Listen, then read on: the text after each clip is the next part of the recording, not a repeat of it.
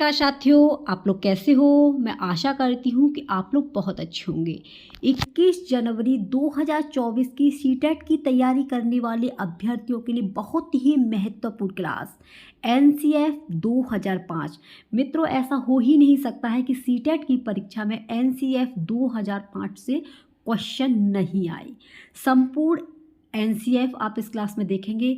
इससे पहले की अगर क्लास आपने नहीं देखी है तो डिस्क्रिप्शन में लिंक होगी, आप लोग उससे अवश्य वॉच करना, जिसमें आप समझेंगे कि कम दिनों में कैसे सीटेट को क्वालिफाई करें, टैग वर्ड की सहायता से कैसे अच्छे नंबर लेकर के आएँ, संपूर्ण हिंदी में 30 में से 30 नंबर आप कैसे प्राप्त करेंगे, ये सारी वीडियो आप लोग डिस्क्रिप्शन की लिंक पे पड़ी होगी, वहाँ से देख लेंगे। ये क्लास आपकी थर्ड है जिसमें आप एनसीएफ 2005, इसकी फुल फॉर्म है नेशनल कैरिकुलम फ्रेमवर्क 2005। ठीक है, तो आपको ये संपूर्ण जानकारी यानी ये सीटेट पास कराने वाली क्लास है, इसलिए आपको ये क्लास बड़े ही ध्यान से देखनी है। और आपसे एक निवेदन है कि सभी मित्रों को ज़रूर शेयर करना, चैनल को सब्सक्राइब जरूर कर लेना, क्योंकि मित्रों आपको पता है कि आगे आने वाले समय में आपको भर्तियां देखने को मिलेंगी और इन भर्तियों में वही अभ्यर्थी बैठ सकते हैं जिनके पास में सीटेट या टेट क्वालिफाई हो। तो सीटेट के लिए आपको बिहार की वैकेंसी में बैठने का मौका मिलेगा, DSSS में बैठने का मौका मिलेगा। इसलिए आप एक शिक्षक और शिक्षिका बनना चाहते हैं तो आपका पूरा फोकस सीटेट पर होना चाहिए। तो इसमें संपूर्ण एनसीएफ 2005, ठीक है, जैसा कि आप स्क्रीन पर देख पा रहे हैं। और अगर आपको पीडीएफ चाहिए तो आप लोग जो है व्हाट्सएप का जो चैनल है उससे जुड़ जाना, वहाँ से आपको प्राप्त हो जाएगा। तो देखिए, सबसे पहले जो एनसीएफ है वो आपका 1775 में आया था, ठीक है। इसके बाद में 1998 में, इसके बाद में 2000 और एनसीएफ जो 4 है वो आपका 2005, यानी इसमें संशोधन हो गए। सबसे पहले 1775 में हुआ था, फिर 1998 में, फिर आपका 2000 में, फिर एनसीएफ 2005 आपका बन करके कंप्लीट हो गया। इसे एनसीएफ को हिंदी में बोलते हैं राष्ट्रीय पाठ्यचर्या की रूपरेखा। हिंदी में इसको फुल फॉर्म क्या है? राष्ट्रीय पाठ्यचर्या की रूपरेखा। और इंग्लिश में बोलेंगे नेशनल कैरिकुलम फ्रेमवर्क 2005। आप इसका स्क्रीनशॉट ले लेना, या आपने नोट्स बनाए होंगे तो उसमें आप इसे अवश्य लिख लेना, ये आपको 1 नंबर जरूर ले आएगा। तो ये एनसीएफ होता क्या है ये समझो पहले आप। तो मित्रों देखिए, जो एनसीएफ है राष्ट्रीय पाठ्यचर्या की रूपरेखा, राष्ट्रीय पाठ्यचर्या की रूपरेखा 2005 का एक दस्तावेज है। सीधा सीधा लाइन पूछ लेता है कि ये राष्ट्रीय जो 2005 है ये क्या है? ये एक भैया दस्तावेज है। क्या है? राष्ट्रीय पाठ्यचर्या की रूपरेखा एक दस्तावेज है जिसमें ऐसे विषयों पर चर्चा की गई है कि बालकों को क्या और किस प्रकार से पढ़ाया जाना चाहिए। ये एक दस्तावेज है और इसमें जो चर्चा की गई है वो क्या की गई है कि बालकों को कैसे पढ़ाएं, किस प्रकार से पढ़ाया जाए, ये चर्चा इसमें की गई है। राष्ट्रीय पाठ्यचर्या की रूपरेखा 2005 की उत्पत्ति रविंद्रनाथ टैगोर के सभ्यता और प्रगति नामक निबंध से हुई। किससे हुई है 2005 की उत्पत्ति? तो यहाँ से देख लीजिए, रविंद्रनाथ टैगोर के सभ्यता और प्रगति नामक एक निबंध है, उसके द्वारा 2005 की उत्पत्ति हुई। और उत्पत्ति रविंद्रनाथ टैगोर के निबंध के द्वारा। निबंध का नाम क्या है? सभ्यता और प्रगति। राष्ट्रीय पाठ्यचर्या की रूपरेखा 2005 के अनुसार स्कूली शिक्षा पाठ्य पुस्तक केंद्रित न होकर, देखो भैया सीधा बोल दिया गया है 2005 वाले में एनसीएफ में कि जो स्कूली शिक्षा है ना, पाठ्य पुस्तक केंद्रित न होकर कैसी होनी चाहिए? बाल केंद्रित। तो आपको बालक को कभी गलत नहीं बताना है। प्रश्नों को हल करते समय आपको विशेष ध्यान रखना है, तुरंत आपके दिमाग में आना चाहिए कि बाल केंद्रित शिक्षा है, बालक को कभी गलत नहीं मानना है, ठीक है। राष्ट्रीय पाठ्यचर्या की रूपरेखा 2005 का अनुवाद संविधान की 8वीं अनुसूची में दी गई है। किस में दी गई है? संविधान की जो 8वीं अनुसूची है उसमें दी गई है भाषाओं में भी किया गया है, अनुसूची में दी गई भाषाओं में किया गया है। एनसीएफ 2005 को प्रोफेसर यशपाल की अध्यक्षता में तैयार किया गया। क्वेश्चन आ जाएगा कि एनसीएफ 2005 को किसके अध्यक्ष में, जो किसके अधीन मतलब तैयार किया गया, किसके अंदर तैयार किया गया, तो ये थे प्रोफेसर यशपाल की अध्यक्षता में ये एनसीएफ 2005 तैयार हुआ। अब जानेंगे राष्ट्रीय पाठ्यचर्या की रूपरेखा 2005 के मार्गदर्शी सिद्धांत। मोस्ट इम्पॉर्टेंट है, ये 5 सिद्धांत हैं किसके, एनसीएफ के। नंबर फर्स्ट है ज्ञान को स्कूल के बाहरी जीवन से जोड़ा जाए। जो ज्ञान है ना, उससे बाहरी जीवन का भी बच्चे के अंदर ज्ञान होना चाहिए, तो इसलिए ज्ञान को बाहरी जीवन से जोड़ा जाए। पढ़ाई को रटंत प्रणाली से मुक्त किया जाए। पहले कह देते ना रट लो, लेकिन अब नहीं, रटने की प्रणाली बिल्कुल ख़त्म होकर के बच्चे को एकदम ऐसा होना चाहिए कि बच्चा अपने मतलब हिसाब से पढ़े, रटने वाली प्रणाली नहीं होनी चाहिए।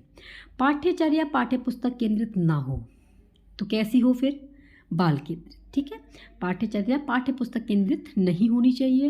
विद्यालय में दी जाने वाली शिक्षा को विभिन्न प्रकार की गतिविधियों से जोड़ा जाए। जहाँ भी आपको गतिविधि दिखा जाए, जिसमें ये 5 फैक्ट इतने मोस्ट इम्पॉर्टेंट हैं। कैसे हैं ये, मोस्ट इम्पॉर्टेंट हैं, आप लोग इनको अवश्य नोट कर लेना, ठीक है, क्योंकि सीधे सीधे प्रश्न यहीं से आते हैं। ज्ञान को स्कूल के बाहरी जीवन से जोड़ा जाए, पढ़ाई को रटन प्रणाली से मुक्त किया जाए, पाठ्यचर्या पाठ्यपुस्तक केंद्रित न हो, विद्यालय में दी जाने वाली शिक्षा को विभिन्न प्रकार की गतिविधियों से जोड़ा जाए, राष्ट्रीय मूल्यों के प्रति आस्थावान विद्यार्थी तैयार किए जाए। राष्ट्रीय मूल्यों के प्रति आस्थावान विद्यार्थी तैयार किए जाएं। ये सीधे सीधे इसके क्या हैं, मार्गदर्शी सिद्धांत हैं।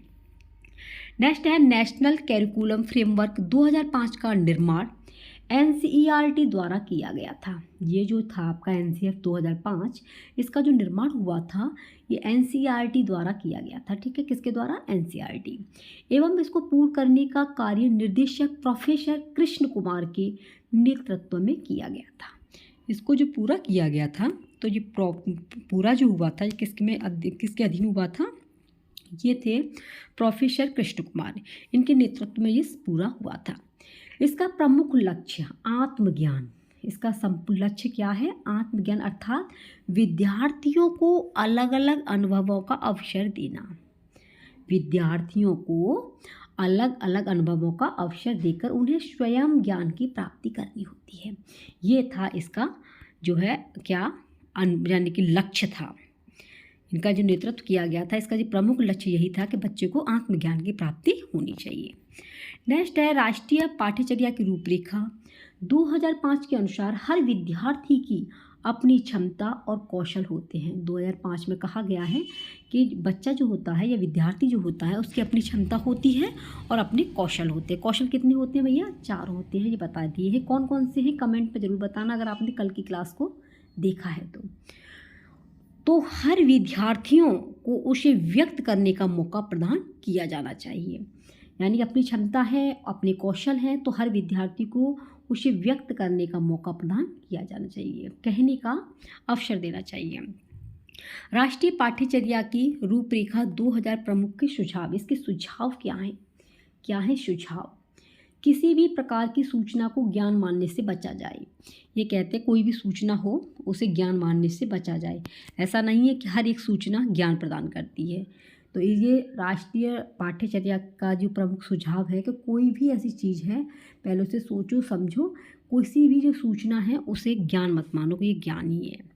जैसे विद्यार्थियों को दी जाने वाली शिक्षा में शिक्षण सूत्र जैसे ज्ञात से अज्ञात की ओर, मूर्त से अमूर्त की ओर आदि शिक्षण सूत्रों का अधिक से अधिक प्रयोग किया जाए। विद्यार्थियों को दी जाने वाली शिक्षा में शिक्षण सूत्र जैसे ज्ञात से अज्ञात की ओर, मूर्त से अमूर्त की ओर आदि शिक्षण सूत्रों का अधिक से अधिक प्रयोग किया जाए। समझ में आ गया होगा। ये जो कहा गया है किसी भी प्रकार की सूचना को ज्ञान मानने से बचा जाए। ऐसा नहीं है किसी ने कुछ कह दिया कि परीक्षा आपकी 22 की होगी, लेकिन ये आप लोग पहले ये ज्ञान जो है आपका स्थायी नहीं है। किसी ने बोला है तो आपने मान लिया। पहले आपको खुद समझना है, खुद जानना है, आपको वेबसाइट पे जाना है। तो यही कहा गया है किसी प्रकार की जो सूचना है उसको ज्ञान मानने से बचा जाए। नेक्स्ट है सजा व पुरस्कार की भावना को सीमित रूप में प्रयोग किया जाए। यानी कि कोई बच्चा है, बार बार पर तुम उसे पुरस्कार दे रहे हो तो बच्चे के अंदर क्या है, एकदम वो आ जाएगा, अब तो मतलब इस स्कूल का मैं ही सब कुछ हूँ।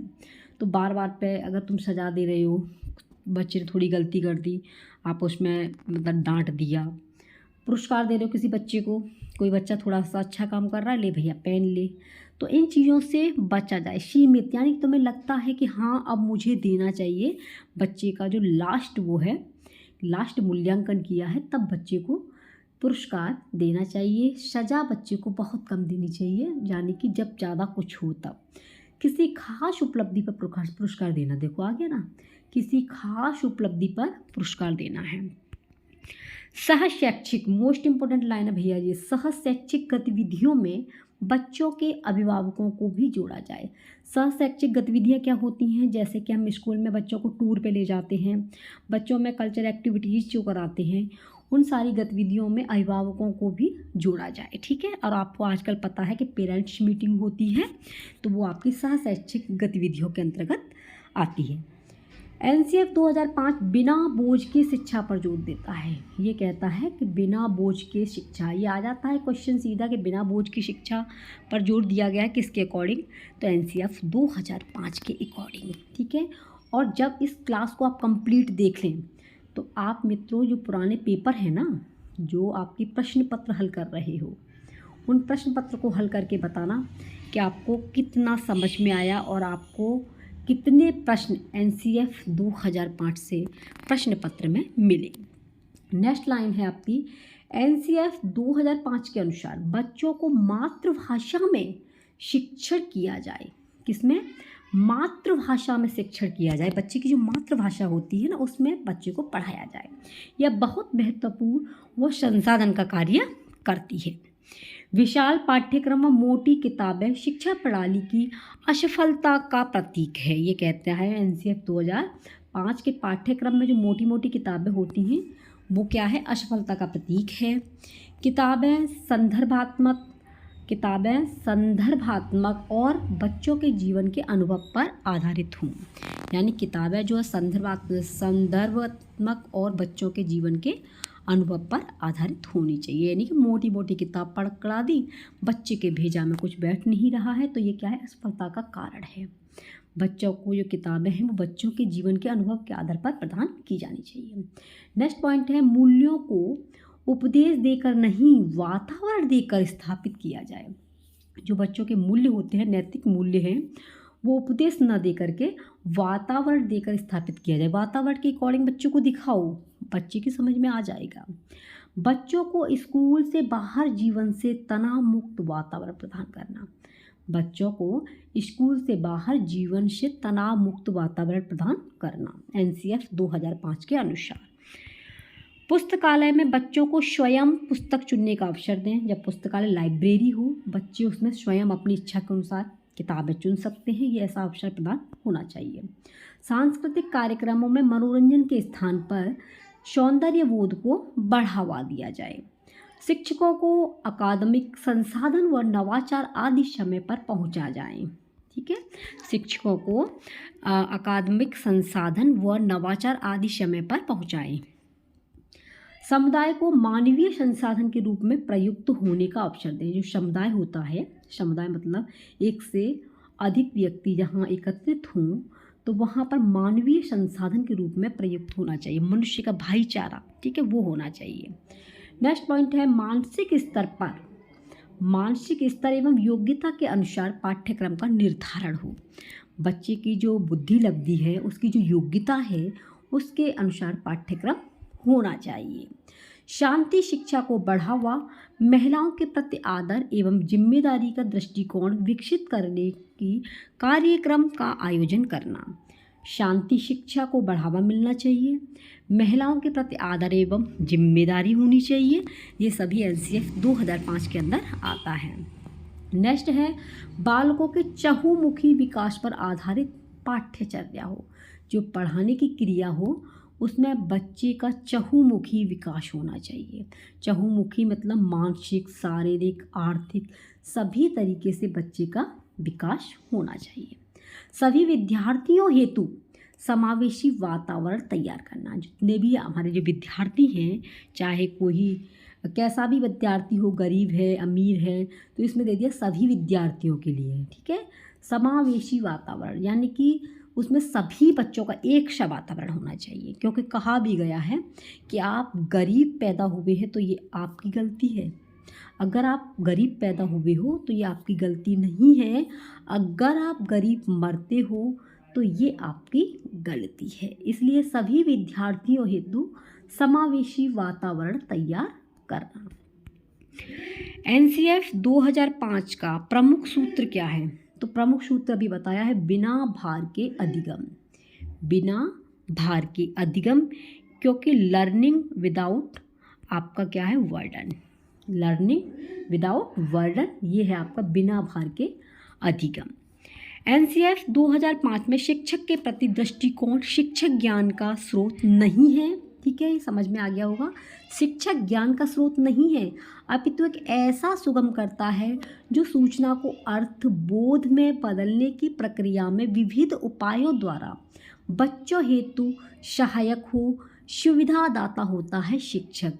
शिक्षक भैया ज्ञान का स्रोत नहीं है, इस बात को अपने दिमाग में बिठा लेना, क्योंकि आप भी एक शिक्षक बनने जा रही हो, सीटेट की परीक्षा दे रहे हैं। तो इसलिए शिक्षक ज्ञान का स्रोत नहीं है, ओनली सुगम करता है, यानी कि जो कठिन चीज़ें होती हैं उसे जो है बिल्कुल सरल रूप में बच्चों के सामने पेश करते हैं। अर्थबोध में बदलने की प्रक्रिया में विविध उपायों द्वारा बच्चों हेतु सहायक है, सुविधादाता है शिक्षक। एनसीएफ 2005 में बच्चों के प्रति दृष्टिकोण, प्रत्येक बच्चे के सीखने की गति प्रकृति अलग होती है। आपको पता है प्रत्येक बच्चे का जो सीखने का लेवल है वो अलग अलग होता है। सभी बच्चे सक्रिय रूप से पूर्व ज्ञान एवं उपलब्धि सामग्री गतिविधियों के आधार पर अपने लिए अर्थ निर्माण करते हैं। आप एक टॉपिक पढ़ाते हैं और हर एक बच्चा अपने हिसाब से उसे अपने माइंड में सेट करता है, क्योंकि पूर्व ज्ञान एवं उपलब्धि सामग्री गतिविधियों के आधार पर अपने लिए अर्थ निर्माण करता है। कोई भी हमने टॉपिक पढ़ाया वो अपना अर्थ निकालेगा और अपने माइंड में सेट कर लेता है। नेक्स्ट है राष्ट्रीय पाठ्यचर्या की रूपरेखा 2005 से संबंधित, यानी कि जो एनसीएफ 2005 5 विधियों पर जोर देता है। कितने पर? 5 विधियों पर जोर देता है। कौन कौन सी? सबसे पहले कहता भैया करके सीखो, ठीक है, कोई भी काम है करके सीखो। करके सीखो मतलब आपने अपने नोट्स बना लिए होंगे, ठीक है, क्योंकि एनसीएफ 2005 कहता है। जो भी मित्र हमारे सीटेट की तैयारी कर रहे हैं तो नोट्स उन्होंने बनाए होंगे, तो करके सीखो। निरीक्षण विधि, अब आपने जो है निरीक्षण कर लिया होगा कि कौन कौन से टॉपिक हमारे कंप्लीट हो चुके हैं। परीक्षण विधि, अब परीक्षा की तैयारी कर रहे हैं तो आप उसका रिवीजन कर रहे हैं। सामूहिक विधि, सभी के साथ में डिस्कस करना कि भैया मैंने ये टॉपिक कंप्लीट कर लिया, ये नहीं हुआ है, अब मुझे क्या करना चाहिए, ये है सामूहिक विधि। मिश्रित विधि, आप प्रश्न पत्र हल कर रहे हैं, उसमें सभी चीज़ें आ रही हैं, करके सीखना, निरीक्षण, परीक्षण, सामूहिक, ठीक है। तो ये एनसीएफ 2005 की 5 विधियाँ हैं जो है आपकी करके सीखना, निरीक्षण विधि, परीक्षण विधि, सामूहिक विधि और मिश्रित विधि। नेक्स्ट टॉपिक है एनसीएफ 2005 में समावेशी शिक्षा की संस्तुति की गई है। किसकी? समावेशी की, ठीक है। इसमें सभी प्रकार के बच्चों को एक समावेशी विद्यालय में शिक्षा प्राप्त करने का अवसर है, यानी कि बच्चा चाहे गरीब हो, अमीर हो, चाहे वो कैसा भी बच्चा हो, उसमें समावेशी विद्यालय में शिक्षा प्रदान करने का अवसर है, ठीक है। एनसीईआरटी की सामाजिक और राजनीतिक जीवन पाठ्य पुस्तकों का उपगम है।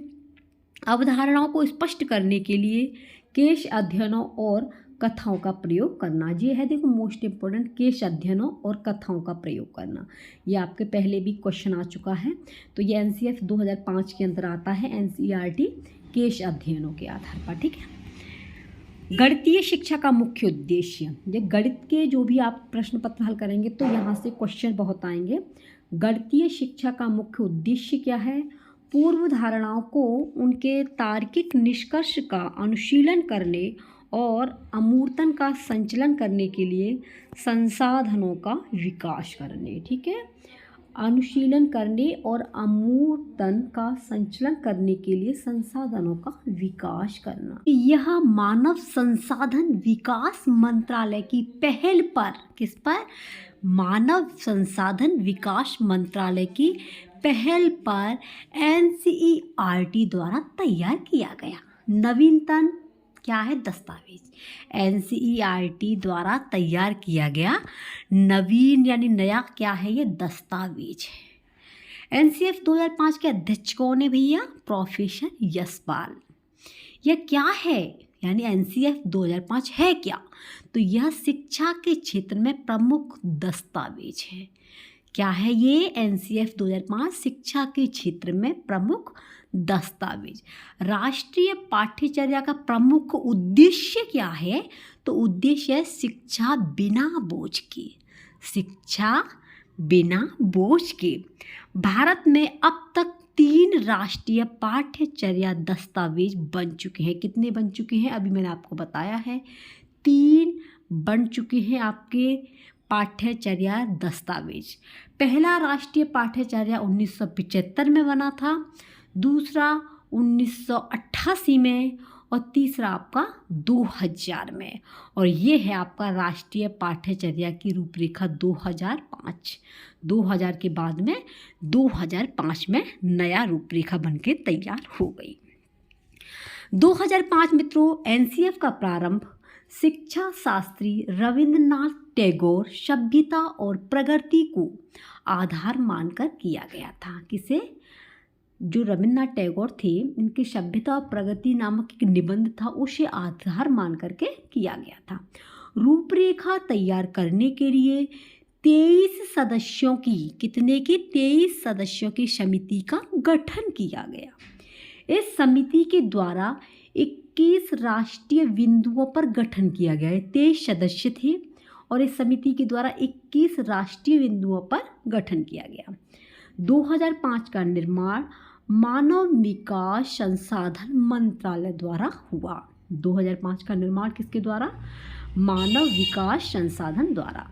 NCF 2005 के उद्देश्य अभी मैंने बताए थे, एक बार और देख लीजिए। बच्चों का सर्वांगीण विकास करना एवं उन्हें स्कूली शिक्षा से बाहरी जीवन से जोड़ना। ठीक है। NCF 2005 बालक के मूल्यांकन के लिए सतत एवं व्यापक मूल्यांकन पर जोर देता है। NCF 2005 बालक के मूल्यांकन के लिए सतत एवं व्यापक मूल्यांकन पर बल देती है। नवीन सोच, तर्क क्षमता, चिंतन आदि विकसित करना NCF 2005 के अंदर आता है। मोस्ट इम्पोर्टेंट है मित्रों, NCF 2005 में रूपरेखा के तहत सभी भाषा कितनी है? 22 8वीं अनुसूची में किया गया अनुवाद है। फ्रोवेल के अनुसार पाठ्यक्रम समस्त मानव जाति के गुणों का सार है। फ्रोवेल कहते हैं कि जो पाठ्यक्रम है ये सभी मानव जाति के गुणों का सार है। NCF 2005 में शिक्षक के प्रति दृष्टिकोण क्या है? तो देखिए, शिक्षक ज्ञान का स्रोत नहीं है। ठीक है, शिक्षक भैया ज्ञान का स्रोत नहीं है, केवल सुगम करता है जो चीज़ों को सरल करके बताएंगे। NCF 2005 में बालक के प्रति दृष्टिकोण क्या है? तो बालक के प्रति क्या है? प्रत्येक बच्चों में सीखने की गति अलग होती है, तो हर एक बच्चे में कैरिकुलम भी अलग होना चाहिए, यानी पाठ्यक्रम। शिक्षक को चाहिए कि वह बच्चों को अपने हिसाब से सीखने का मौका प्रदान करे। गणित यानी कि NCF 2005 गणित के प्रति दृष्टिकोण क्या है? तो आप गणित में कमज़ोर हो तो आपकी पेडागोजी NCF 2005 से मस्ट बनने वाली है। बच्चे गणित की मूल संरचना को समझने, बीज गणित, अंक गणित, रेखा गणित एवं त्रिकोणमिति के सभी मूल तत्व, समस्या समाधान की अनेक युक्तियाँ अर्थात परिणाम, सामान्य स्थिति विश्लेषण एवं अनुमान लगाना तथा पुष्टि करना आदि पद्धति मुहैया कराती हैं। गणित में सफलता प्रत्येक बच्चे के लिए आवश्यक है। NCF 2005 क्या कहता है कि गणित में सफलता प्रत्येक बच्चे के लिए आवश्यक है। गतिविधियों में शामिल करते हुए शिक्षार्थी की सक्रिय भागीदारी पर केंद्रित है। एनसीएफ 2005 प्राथमिक स्तर पर सामाजिक विज्ञान के अंतर्गत इतिहास, भूगोल, राजनीति विज्ञान, अर्थशास्त्र विषय शामिल हैं। जो प्राथमिक स्तर है उसमें सामाजिक विज्ञान के अंतर्गत क्या होना चाहिए? इतिहास, भूगोल, राजनीतिक विज्ञान और अर्थशास्त्र, ये सभी विषय शामिल है एनसीएफ 2005 के अकॉर्डिंग। एनसीएफ 2005 के अनुसार प्राथमिक कक्षा में गणित की प्रकृति एकीकृत होनी चाहिए। मोस्ट इम्पॉर्टेंट है कि प्राथमिक कक्षा में जो गणित की प्रकृति है वो कैसी होनी चाहिए? एकीकृत होनी चाहिए। इसका मतलब गणित को दूसरी विषय के साथ एकीकृत करके पढ़ाना चाहिए। स्कूल गणित आधारित होना चाहिए जिससे गणित में अर्थपूर्ण समस्याओं का समाधान किया जा सके। गणित अमूर्त संकल्पनाओं को समझने के लिए यह मूर्त अनुभव उपलब्ध कराता है। इसके महत्वपूर्ण सुझाव है टीचर्स के लिए 2005 के लिए, एनसीएफ 2005 के। तो देखिए, प्राइमरी लेवल के बच्चों को अपने परिवार को समग्र रूप में देखते हैं। जो प्राइमरी लेवल के बच्चे हैं वो अपने परिवार को समग्र रूप में समझते हैं, ना कि टुकड़ों में, तथा इससे जुड़े किसी भी सब्जेक्ट को साइंस तथा सोशल स्टडीज के रूप में नहीं देखते जो प्राइमरी के बच्चे होते हैं। पाठ्य पुस्तक लिखते समय क्लास के बहुसांस्कृतिक स्वरूप, विविधताओं, जेंडर, वर्ग, संस्कृति, धर्म, भाषा आदि सभी को समाहित करना था। इन विषयों से जुड़े मुद्दों पर बातचीत से पहले इस विषय का कार्यक्रम पढ़ें। इस विषय का कार्यक्रम मित्रों 6 थीम में बटा गया है।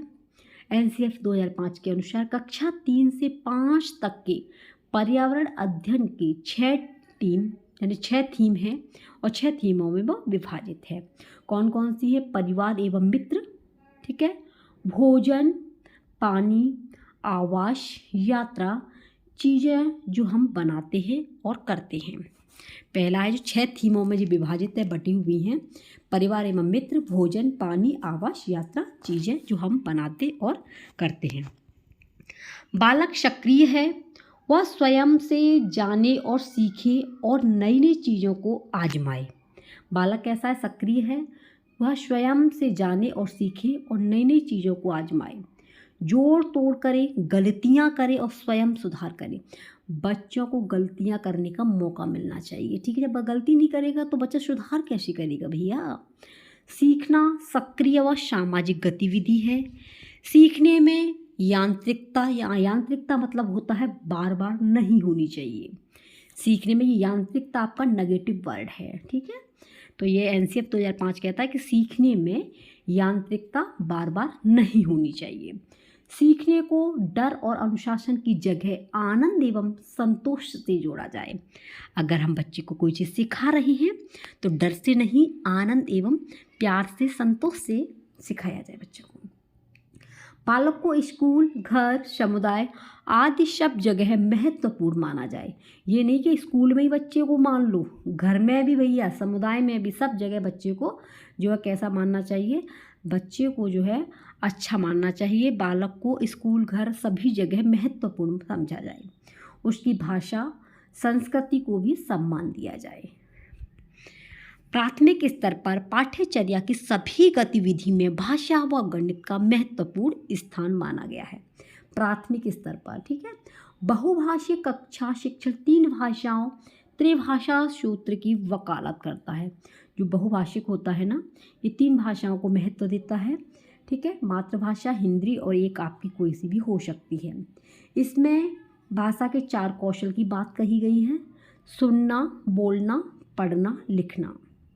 बोलना लिखना अभिव्यक्तात्मक है और सुनना पढ़ना ग्रहणात्मक है। कैसे याद करेंगे? अभिव्यक्तात्मक, यानी कि अभिव्यक्तात्मक मतलब होता है दूसरों से, दूसरों को, जैसे कि अब मैं आपको पढ़ा रही हूँ, ठीक है, तो बोल भी रही हूँ, लिख भी रही हूँ, आप ग्रहण कर रहे हो, सुन रहे हो और पढ़ रहे हो, ठीक है।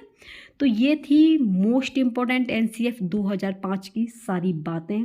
इससे बाहर एनसीएफ 2005 में आपका नहीं आएगा। ये संपूर्ण एनसीएफ जो है अगर आपको प्राप्त करना है पीडीएफ तो टेलीग्राम से जुड़ जाना, वहाँ पर मिल जाएगा। नहीं तो मित्रों आप लोग जो है व्हाट्सएप नंबर है, व्हाट्सएप चैनल बना हुआ है आदर्श के क्लासेस, वहाँ पर ये पीडीएफ मिल जाएगा। नहीं आप कमेंट कर देना, तो कमेंट के माध्यम से ये पीडीएफ आपको प्राप्त हो जाएगा। क्लास आपको कैसी लगी ये आप ज़रूर आप कमेंट में बताना, और अपने सभी मित्रों को ज़रूर शेयर करना, चैनल को सब्सक्राइब कर लेना।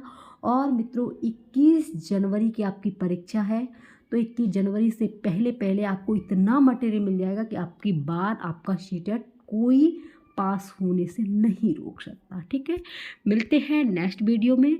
आप अपना ख्याल रखना, टेक केयर, बाय बाय।